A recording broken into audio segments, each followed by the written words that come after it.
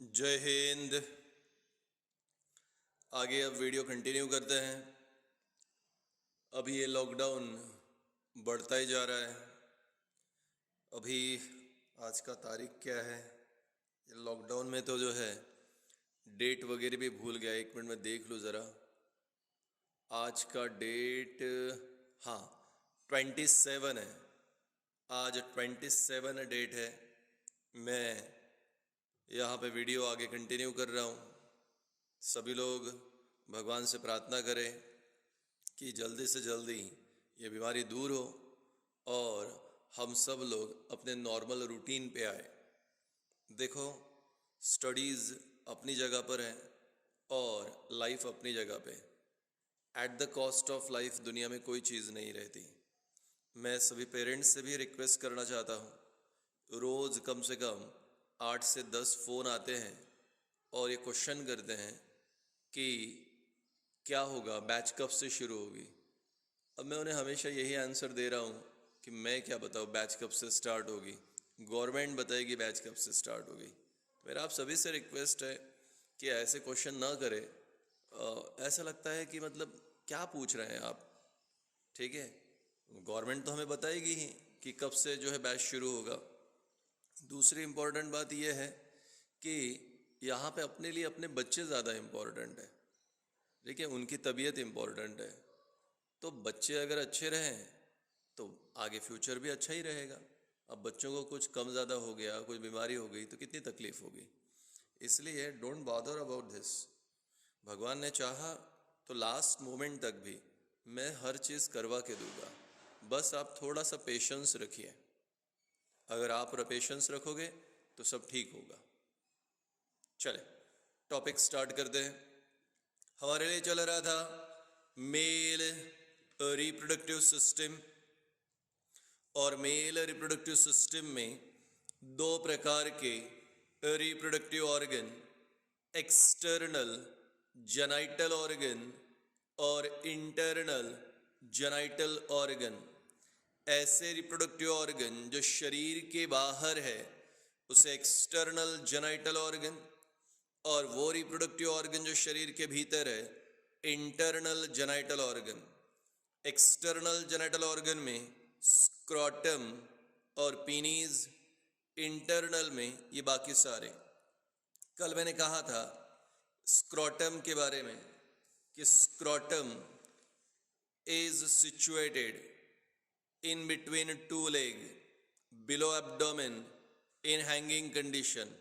Scrotum और scrotal सैक्स और scrotal pouch एक बैग है जो दो पैरों के बीच में है।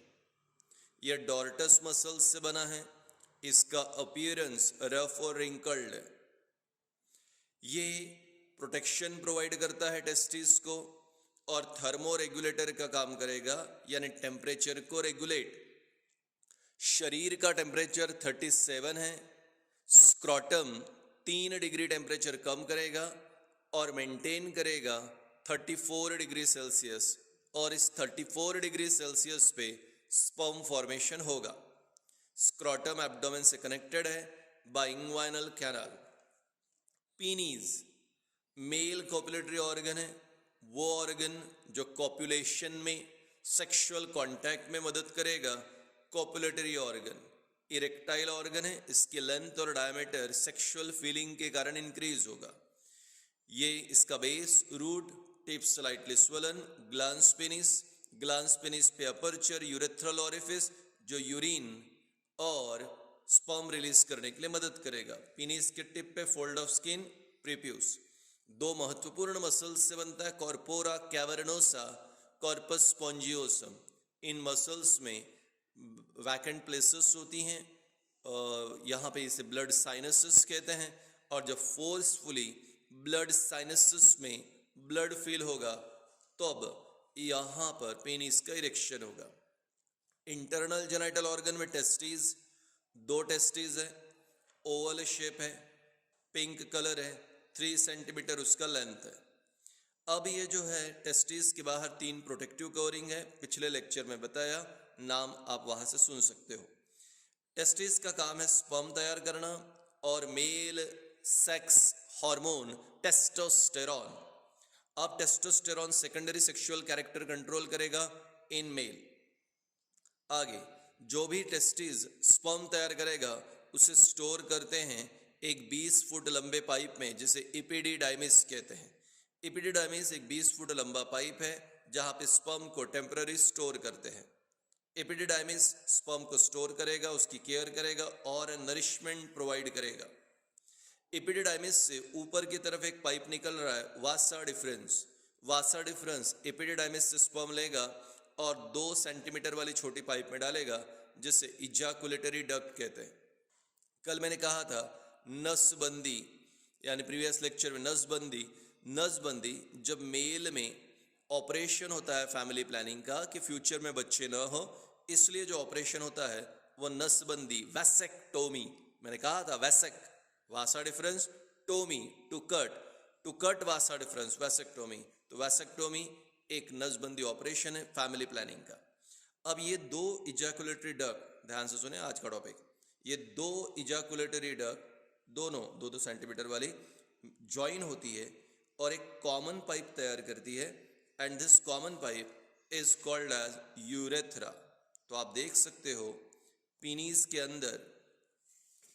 अंदर ये जो सेंट्रल पाइप दिख रहा है जहां मेरा फिंगर है, इस पाइप को कहते हैं यूरेथ्रा।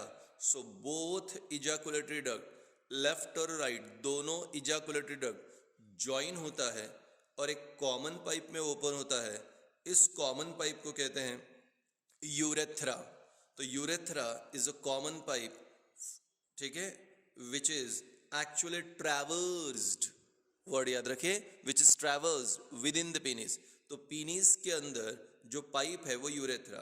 तो जो भी स्पर्म इजैकुलेटरी डक्ट का है वो स्पर्म यूरेथ्रा में आएगा, and urethra opens at the tip of penis. Urethra opens at the tip of penis by means of aperture called urethral orifice। तो पीनिस के टिप रीजन पे यूरेथ्रा ओपन होगा, एक अपर्चर से ओपन होगा, aperture को कहते हैं यूरेथ्रल ओरिफिस। अब आगे यहां पे इस प्रकार जो स्पर्म तैयार हुआ वो कहां से तैयार हुआ, टेस्टिस, शॉर्ट में लिख रहा हूं, टेस्टिस से स्पर्म तैयार हुआ। कहां गया स्पर्म, इपिडिडाइमिस में गया, ठीक है। इपिडिडाइमिस से स्पर्म कहां गया, वासा डिफरेंस में गया। वासा डिफरेंस से कहां पे गया, इजैकुलेटरी डक्ट में गया, और इजैकुलेटरी डक्ट से कहां पे गया, यूरेथ्रा। इजैकुलेटरी डक्ट से यूरेथ्रा। तो ये था मेल रिप्रोडक्टिव सिस्टम के इंटरनल ऑर्गन्स। आखिरी बाकी है, ये आखिरी है हमारे लिए रिप्रोडक्टिव ग्लैंड। रिप्रोडक्टिव ग्लैंड, और ह्यूमन बीइंग मेल में रिप्रोडक्टिव ग्लैंड 3 होते हैं, कूपर्स ग्लैंड, दूसरा प्रोस्टेट ग्लैंड, और तीसरा सेमाइनल वेसिकल। ये मैं पहला लिखा अभी, कूपर्स ग्लैंड। पीनिस के बेस पे यहाँ 2 छोटे छोटे ग्लैंड है। पीनिस के बेस पे 2 स्मॉल छोटे ग्लैंड है जिन्हें हम लोग कहते हैं कूपर्स ग्लैंड। कूपर्स ग्लैंड एक लुब्रिकेटिंग मटेरियल तैयार करता है जो पीनिस के सरफेस पे स्प्रेड होता है। It produces an oily secretion. Cowper's gland एक ऑयली सिक्रेशन तैयार करता है जो पीनिस के सरफेस पे स्प्रेड होता है, और जब वो पीनिस के सरफेस पे स्प्रेड होगा तो सेक्सुअल कांटेक्ट में लुब्रिकेशन के लिए मदद करेगा। मतलब जब मेल पीनिस फीमेल बॉडी के अंदर जाएगा तो फ्रिक्शन होगा तो थोड़ा सा हमें तकलीफ होगी। तो फ्रिक्शन कम करने के लिए यहां पर कूपर्स ग्लैंड क्या तैयार करता है, ऑयली सिक्रेशन। ये ऑयली सिक्रेशन पीनिस के सरफेस पे स्प्रेड होगा और लुब्रिकेशन प्रोवाइड करेगा। यानी आपने 8th स्टैंडर्ड में चैप्टर फ्रिक्शन में देखा, ऑयल प्रोवाइड्स लुब्रिकेशन। वैसे ही अब मान लीजिए दरवाजा है, वो खोलने या बंद करने में दरवाजे को आवाज आ रही है, आपने 2-3 ड्रॉप ऑयल डाल दिया तो आवाज बंद हो जाती है, क्योंकि ऑयल लुब्रिकेंट है। एग्जैक्टली पीनीज जब फीमेल बॉडी में जाएगा तो फ्रिक्शन होगा, फ्रिक्शन को कम करने के लिए लुब्रिकेंट चाहिए। ये लुब्रिकेंट ऑयल है, कौन तैयार किया ऑयल? Cowper's gland. तो कूपर्स ग्लैंड का ऑयली सिक्रेशन पीनीज के सरफेस पे स्प्रेड होगा, लुब्रिकेशन का काम करेगा। अब बच गए 2 ग्लैंड। ये वाला है राउंडेड ग्लैंड, आप देख सकते हो, this is called prostate gland.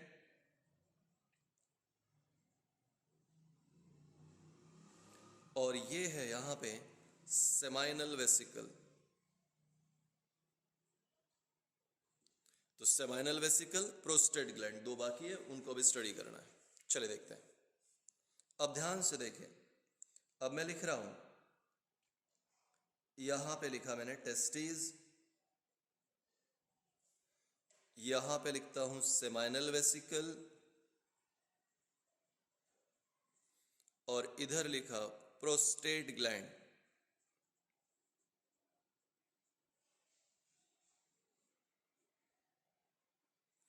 Seminal vesicle एक लिक्विड तैयार करेगा, seminal fluid. Prostate gland chemical तैयार करेगा, प्रोस्टेटिक सिक्रेशन।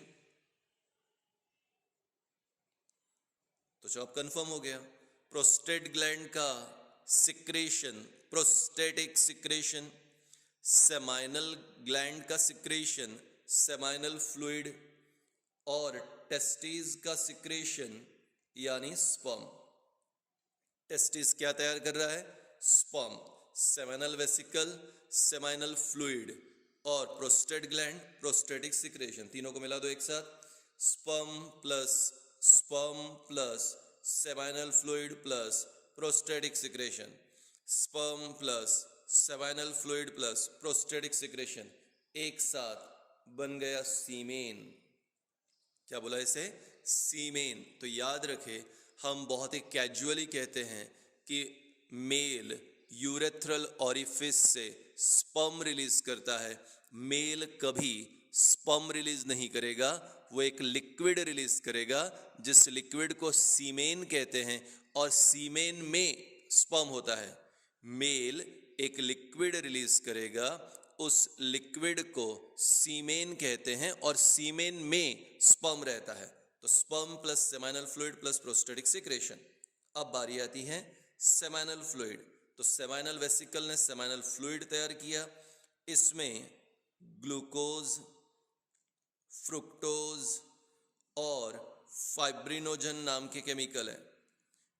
अब ये ग्लूकोज, फ्रुक्टोज स्पर्म को एनर्जी प्रोवाइड करते हैं, तो स्पर्म को फूड प्रोवाइड करने का काम, स्पर्म को एनर्जी प्रोवाइड करने का काम ग्लूकोज और फ्रुक्टोज का है। एक बार मेल के शरीर से स्पर्म बाहर निकल गए तो उन्हें खाना चाहिए, उन्हें एनर्जी चाहिए, तो स्पर्म को फूड प्रोवाइड करने का काम, स्पर्म को नरिशमेंट प्रोवाइड करने का काम, तो स्पर्म को नरिशमेंट देने का काम होता है ग्लूकोज और फ्रुक्टोज। जब सीमेन बाहर निकलता है तो वो लिक्विड होता है। ध्यान से सुने, जब सीमेन बाहर निकलता है तो लिक्विड होता है, पर 10 सेकेंड के अंदर, 10 सेकेंड के अंदर वो जेल में कन्वर्ट होता है, और इसे जेल में कन्वर्ट करने का काम है फाइब्रिनोजन। आपको याद होगा जब मैंने ब्लड क्लॉटिंग पढ़ाया था लाइफ प्रोसेस में, तभी कहा था फाइब्रिनोजन, ठीक है, जो क्लॉट तैयार करने में मदद करता है वही फाइब्रिनोजन है। ये सीमेन लिक्विड को क्या में कन्वर्ट करेगा? जेल में कन्वर्ट करेगा। तो याद रखे क्यों करता है, मैं बाद में बताऊंगा। तो सीमेन को लिक्विड से जेल में कन्वर्ट करने का काम फाइब्रिनोजन, और स्पर्म को नरिशमेंट प्रोवाइड करने का काम ग्लूकोज और फ्रुक्टोज। तो नरिशमेंट देना और जेल में कन्वर्ट करना, ये काम है सेमाइनल फ्लूइड का। प्रोस्टेटिक सिक्रेशन, प्रोस्टेटिक सिक्रेशन में कुछ ऐसे केमिकल्स हैं जो स्पर्म को मोटिलिटी प्रोवाइड करते हैं और वायाबिलिटी प्रोवाइड करते हैं। अब वायाबिलिटी का मतलब समझ लो, स्पर्म की लाइफ एक्चुअली होती है 72 आवर्स। स्पर्म की लाइफ है 72 आवर्स, लेकिन स्पर्म जो होते हैं ये 24 आवर्स तक ही फर्टिलाइजेशन कर सकते हैं। 24 घंटे के बाद उनमें फर्टिलाइजेशन करने की एबिलिटी खत्म हो जाती है। तो ये स्पर्म का 24 आवर्स फर्टिलाइजेशन की जो एबिलिटी है वो मेंटेन करने का काम प्रोस्टेटिक सिक्रेशन का है, उसे वायाबिलिटी कहते हैं। यानी एटलीस्ट स्पर्म कितने समय तक वायबल होना चाहिए? 24 आवर्स। तो स्पर्म की 24 आवर्स वायबिलिटी मेंटेन करेगा प्रोस्टेटिक सिक्रेशन। स्पर्म मोशन करना चाहिए, क्योंकि जब फीमेल बॉडी में रिलीज होगा तो एग तक पहुंचना चाहिए, तो स्पर्म को मोशन करना है। तो स्पर्म के मोशन के लिए ऐसे उसकी टेल हिलती रहेगी। स्पर्म के मोशन के लिए कौन मदद करेगा? Prostatic secretion. तो स्पर्म की मोटिलिटी के लिए प्रोस्टेटिक सिक्रेशन। स्पर्म के फर्टिलाइजेशन की एबिलिटी मेंटेन करने के लिए प्रोस्टेटिक सिक्रेशन। ग्लूकोज और फ्रुक्टोज एनर्जी प्रोवाइड करेगा, फूड प्रोवाइड करेगा, और फाइब्रिनोजन उसे जेल में कन्वर्ट करेगा। ये वीडियो और 2 बार आप आराम से देखें। तो मैंने कहा यहाँ पर कि जब भी मेल अपने बॉडी से genital component, reproductive component release करेगा, तो वो क्या रिलीज करेगा? सीमेन। सीमेन के अंदर क्या है? स्पर्म। अब sperm plus seminal fluid plus prostatic secretion तीनों मिला के क्या होता है? सीमेन। स्पर्म फर्टिलाइजेशन में मदद करेगा। स्पर्म को एनर्जी देने का काम ग्लूकोज फ्रुक्टोज जो सेमाइनल फ्लूइड का है, और उसे जेल में कन्वर्ट करने का काम फाइब्रिनोजन। प्रोस्टेटिक सिक्रेशन मोटिलिटी और वायबिलिटी प्रोवाइड करेगा। तो ये था मेल रिप्रोडक्टिव सिस्टम। जय हिंद। अभी हमारे लिए आ रहा है फीमेल रिप्रोडक्टिव सिस्टम। जैसे कि मेल में देखा था कि मेल रिप्रोडक्टिव सिस्टम 2 पार्ट में डिवाइडेड है, एक्सटर्नल और इंटरनल जेनाइटल ऑर्गन। वैसे ही फीमेल रिप्रोडक्टिव सिस्टम भी 2 भागों में डिवाइडेड है, external genital organ and internal genital organ. External genital organ vulva है और इंटरनल जेनाइटल ऑर्गन है ovaries, fallopian tube, uterus, vagina. Ovary, fallopian tube, uterus, vagina. तो ये है मेल की तरह ही फीमेल में भी 2 प्रकार के जेनाइटल ऑर्गन। ऐसे जेनाइटल ऑर्गन जो शरीर के बाहर है, एक्सटर्नल जेनाइटल ऑर्गन, जेनाइटल मतलब रिप्रोडक्टिव, और वो रिप्रोडक्टिव ऑर्गन जो शरीर के भीतर है, internal genital organ. External genital organ को वल्वा कहते हैं, बाद में देखेंगे। और इंटरनल जेनाइटल ऑर्गन में 4, ओवरी, फैलोपियन ट्यूब, यूटेरस और वजाइना। ये है हमारे लिए फिगर। ये था हमारे लिए female reproductive system. So this is the first organ. इसे कहा हमने ओवरी। यह है दूसरा। This tubular structure is called fallopian tube. ये बैग मस्क्यूलर, जहाँ बच्चे की डेवलपमेंट होगी, यूट्रस। और ये आखिरी भाग वजाइना। ठीक है। सिमिलरली ये सेक्शन वाला फिगर, ये हो गया हमारे लिए uterus. This is fallopian tube.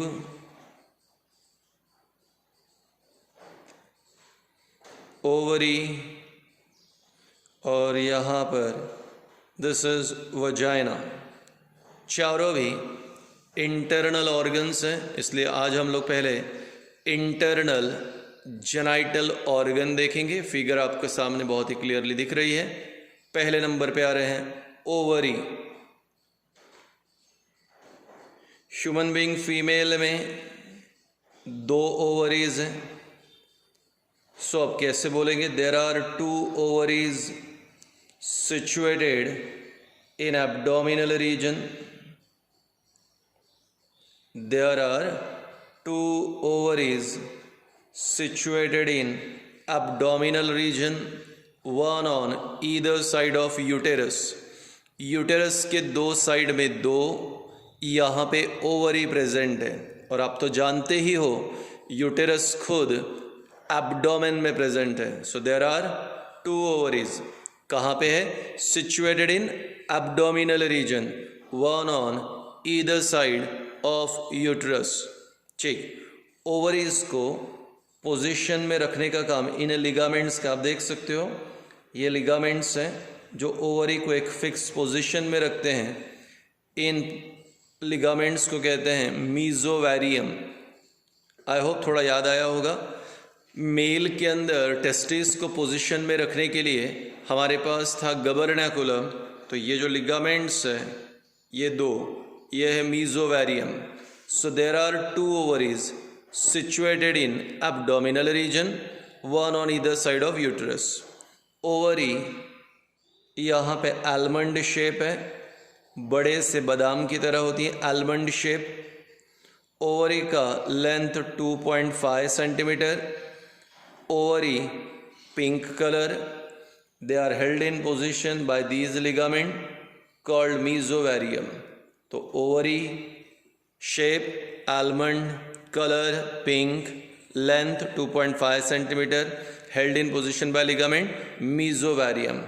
Ovary के 2 काम हैं, एक एग प्रोडक्शन जिसे oogenesis कहते हैं, और दूसरा फीमेल सेक्स हार्मोन तैयार करना, estrogen and progesterone.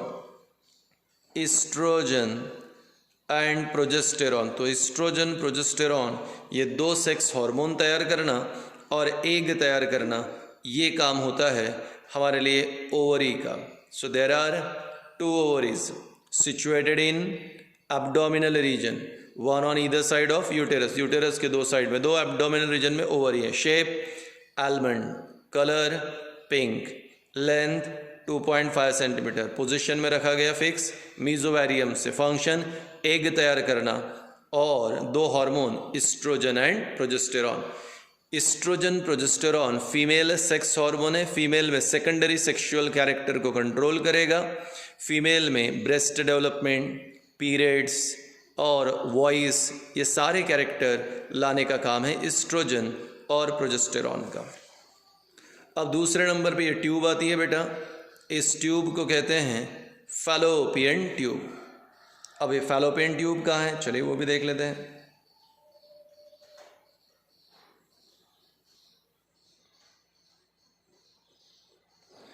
So the tubular structure start कर रहे हैं। The tubular structure, tube like structure, tube like structure और tubular structure. The tubular structure lying, the tubular structure lying on either side of uterus. Tube जैसा structure जो uterus के 2 side में है। Tube जैसा स्ट्रक्चर जो यूटेरस के 2 side में है। The tubular structure lying on either side of uterus is fallopian tube. तो फैलोपियन ट्यूब 2 ट्यूबुलर स्ट्रक्चर है जो यूटेरस के 2 साइड में 2 है। फैलोपियन ट्यूब 10 सेंटीमीटर की है। फैलोपियन ट्यूब 10 सेंटीमीटर लेंथ की होती है और ये ट्यूब 3 भाग में डिवाइडेड है। पहले पार्ट को कहते हैं इस्थमस, ये 1 सेंटीमीटर का होता है। दूसरे पार्ट को कहते हैं एम्पूला, ये 7 सेंटीमीटर का होता है। लास्ट पार्ट को कहते हैं इनफंडिबुलम और ये 2 सेंटीमीटर का। सो कुल मिलाकर फैलोपियन ट्यूब यहाँ 10 सेंटीमीटर का है और फैलोपियन ट्यूब 3 भागों में डिवाइडेड है। Isthmus, ampulla, infundibulum. Isthmus 1 centimetre, ampulla 7 centimetre और infundibulum 2 centimetre. Isthmus first part है जिसकी मदद से फैलोपियन ट्यूब यूटेरस को जॉइन होता है। It is a small part which helps the fallopian tube to join with uterus, या वो भाग जिसकी मदद से फैलोपियन ट्यूब यूटेरस को जॉइन होती है उस भाग को क्या कहते हैं, isthmus. Second, ampulla, it is the site of fertilisation और it is the place of fertilisation. Ampulla ही वो जगह है जहाँ फर्टिलाइजेशन होगा। तो आप जानते हो कि मेल और फीमेल गैमेट का फ्यूजन, स्पर्म और एग का फ्यूजन, फर्टिलाइजेशन, पर वो जगह जहाँ फर्टिलाइजेशन होता है वो कौन सी है? एम्पुला। एम्पुला में फर्टिलाइजेशन होगा और ampulla is the site of fertilisation. तीसरे नंबर का जो पार्ट होता है इनफंडिबुलम, ये 2 सेंटीमीटर का होता है। इनफंडिबुलम 2 सेंटीमीटर का होता है और ये लास्ट फनेल शेप स्ट्रक्चर होता है। सो इनफंडिबुलम का मतलब ही फनेल होता है। Infundibulum is a funnel shape structure having the length of 2 centimetre. It shows number of finger-like outgrowth, and these finger-like outgrowth are called as fimbriae. Fimbria की संख्या होती हैं 10 to 12. मेरे हाथ पे ध्यान दो। अब मैं हाथ को अगर ऐसे कर लिया तो फनेल हो गया। मेरी फिंगर्स 5 आपको दिख रही हैं, पर ऐसे 10 से 12 फिंगर्स अगर रहे और ये 24 आवर्स हिलते रहेंगे तो फिमरीज ऐसे 24 आवर्स हिलते रहते हैं ओवरी के ऊपर, ठीक है। और इन फिमरीज का काम होता है to catch the egg, to catch the egg release by ovary. जब ओवरी से एग निकलेगा तो उस एग को कैच करना है, उस एग को कैच करना है। कहाँ पे लाके डालना है? एम्पुला, क्योंकि एम्पुला में ही स्पर्म आएगा, स्पर्म और एग मिलेगा और फर्टिलाइजेशन होगा। हम ध्यान से सुने, हम अपने जीवन के स्टार्टिंग के 5 दिन, हम अपने जीवन के स्टार्टिंग के 5 दिन एम्पुला में ही बिताते हैं। यानी जब औरत प्रेग्नेंट होती है तो स्टार्टिंग के 5 दिन एम्ब्रियो एम्पुला में ही तैयार होता है, क्योंकि फर्टिलाइजेशन एम्पुला में, जाइगोट एम्पुला में और 16 सेल तक की डेवलपमेंट भी एम्पुला में ही होती है, जो 5 दिन तक चलती है। सो दूसरे नंबर का जो हमारे लिए यहाँ टिब्यूलर स्ट्रक्चर आ रहा है, ये है fallopian tube. The tubular structure lying on either side of uterus is ampulla. Oh, extremely sorry. The tubular structure lying on either side of uterus is fallopian tube. The length of fallopian tube is 10 centimeter. The fallopian tube is divided into 3 parts: isthmus, ampulla, infundibulum. Isthmus is having the length of 1 centimeter, which helps the fallopian tube to attach to uterus. Ampulla is the middle part, having 7 centimeter length. It is the place, or it is the site of fertilization. The last part is infundibulum. It is funnel-shaped structure. It is having 10 to 12 finger-like outgrowth called fimbriae. The fimbriae constantly move over ovaries and helps to catch egg released by ovary. अब महत्वपूर्ण बात, जब हमने कहा family planning के बारे में, तो आपने सुना था कि फैमिली प्लानिंग यानी अगर हस्बैंड वाइफ चाहते हैं कि फ्यूचर में और बच्चे न हो तो वो मेथड यूज़ करते हैं, फैमिली प्लानिंग मेथड। आपको मैंने कहा था कि मेल में फैमिली प्लानिंग मेथड वैसेक्टोमी है, यानी वासा डिफरेंस को कट करना, दोनों एंड सील कर देना, जिससे कभी स्पर्म ऊपर जा नहीं पाएंगे, आगे जा नहीं पाएंगे और कभी फीमेल प्रेग्नेंट होगी नहीं या वाइफ प्रेग्नेंट नहीं होगी। पर ये तो जो था पिछले बार जो एक्सप्लेन किया था मेल में था। अगर फीमेल में फैमिली प्लानिंग मेथड होती है, तो फीमेल में डॉक्टर इस फैलोपियन ट्यूब को ऐसे यहाँ से कट कर लेते हैं और फैलोपियन ट्यूब को कट करके दोनों एंड सील कर दिया। तो फैमिली प्लानिंग मेथड फीमेल में अगर हो रहा है तो ट्यूब को कट करते हैं, यहाँ पे एक कट, यहाँ पे एक कट, दोनों फैलोपियन ट्यूब को फीमेल के कट कर देते हैं डॉक्टर और उसको सील कर देते हैं, ताकि अब कभी फ्यूचर में एग वगैरह रिलीज न हो। अगर ट्यूब को कट कर दिया तो उसके लिए वर्ड है ट्यूबेक्टोमी। ट्यूबेक यानी फैलोपियन ट्यूब, टोमी यानी cut, to cut Fallopian tube, it is called as क्या? ट्यूबेक्टोमी। तो औरतों में बच्चे न होने के लिए जो ऑपरेशन होता है, उस ऑपरेशन को क्या कहते हैं?